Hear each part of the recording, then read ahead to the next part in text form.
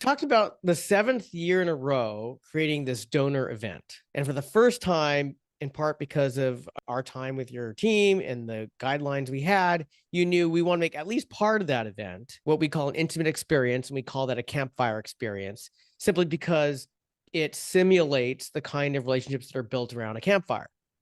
You noticed there was more laughter and it was more fun. Absolutely. And I'm trying to imagine how many people are working so hard to attract, include, build relationships with donors, and like which limbs they would give up to make those events with those donors full of laughter and full of fun. Because you just applied what you and I know, and anybody looks at the guidelines we created, very, very simple principles. So could you share more about what you noticed by shifting the design of that experience, that it just made more fun? Yeah. So, I mean, you kind of have to put yourself out as a leader on a limb a little bit, right? To be like, okay, guys, guess what? I mean, I've been here long enough that like people are willing to do what I asked them to do, right? And be like, okay, so now we're going to do something that you basically didn't expect was going to happen tonight.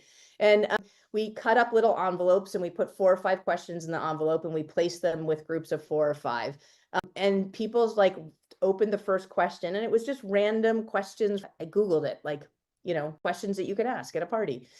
It started out slow, but then you just started to hear when people were talking about like, what song is their favorite song and why, or like what would their autobiography about, all these different questions we asked, and it just became very, very kind of intimate.